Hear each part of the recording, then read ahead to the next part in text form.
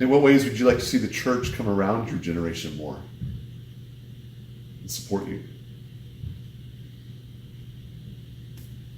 I said again. How would you like to see the church support your generation more? Oh, like you?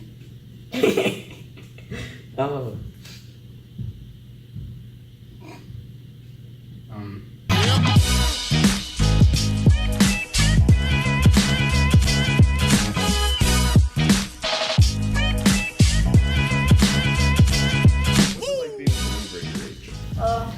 It's knowing that no matter what trouble you have at school or who is mad at you that day, that you always have someone to show you a better way.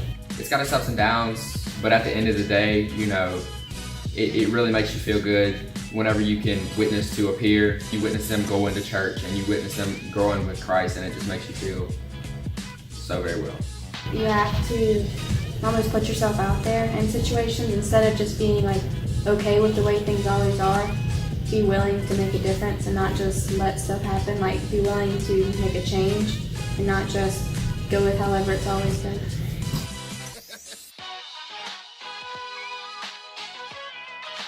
I would say definitely positively affects my life because it gives me a solid foundation and provides me with a light when things get tough.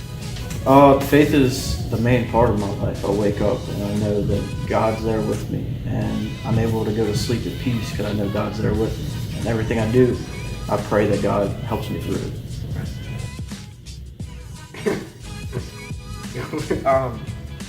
It's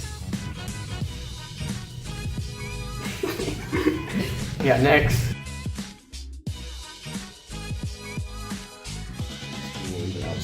That is kind of rewarding because I always had like a heart for missions, and so leading my school's club, and that's kind of like rewarding, especially when I had one student and she actually became a Christian. Knowing that I led her to God, that's so rewarding in so many ways.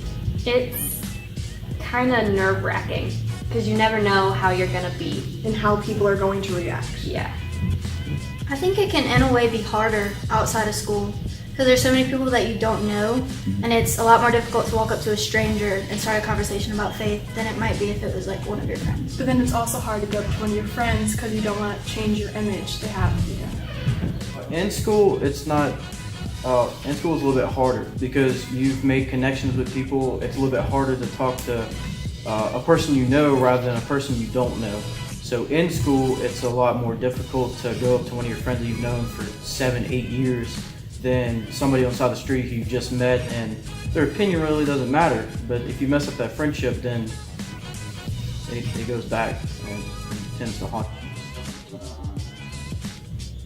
What are the biggest worries or struggles in your life? Biggest worry is probably college. College. School. Yeah, school. What would you say are the biggest worries or struggles for your generation? The future. And also college. I guess school. Probably school too.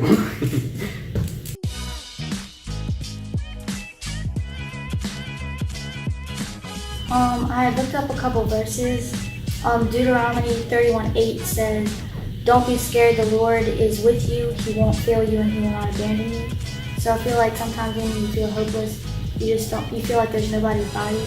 So it kind of explains how God's always by you. If you are hopeless, you probably don't have a great relationship with God, because when you do realize that you have eternity waiting for you in heaven, it just gives you so much hope, because we might get frustrated about the little things in our day-to-day life, but when you realize all that you have, not only on this earth, but in heaven, you can't help but be hopeful because you realize how much you have. Talk about personal experiences. You can say different, use your personal life experience. Hey, this happened to me too, or this happened to me. I know that pain in a way that you're feeling it. Let me tell you what I did to get out of it. If you need a shoulder to cry on, if you need someone to vent to, come to me. I can help you. Be there for them. That's the biggest thing. Even if they're hopeless, but they know they've got somebody in their corner, just that one person can make a world of difference. How do you help a friend who's exploring things like vaping or drugs?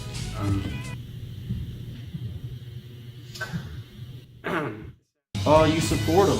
You can't just right off the bat tell them that they're sinners. You have to be their friends though. You can't just kick them out because they may vape, they may smoke. You have to help them, but you can't get wrapped up in it yourself. You have to stay their friend. You have to keep supporting them, but in the right way. Ephesians 6:1 says, obey your parents because you belong to the Lord. So I feel like some kids might vape and smoke because they just want to retaliate from their parents. So, you should be reminded that to respect your parents because they're children of the Lord just like you. Telling them that what they're experiencing in the moment and all of like the attention that they're getting now isn't going to be worth the regret that they're going to feel whenever it comes time in their life to stand before God and have to explain why they did that and they don't have a reason. I think helping them realize that what they're doing is a temporary feeling and God is an everlasting and forever feeling. Drugs and vape are never going to always be there for you. They're going to lead you to death and God's going to lead you to everlasting life. When they do it, don't be like, oh, really? Just kind of take it easy on them and still support them, but also let them know that it's still not right.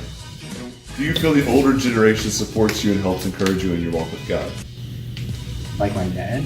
Anybody from the older generation? Well, then, yeah. I really do, honestly. Oh, I definitely think they do. This church, they all love us so much. Like, it's so obvious here.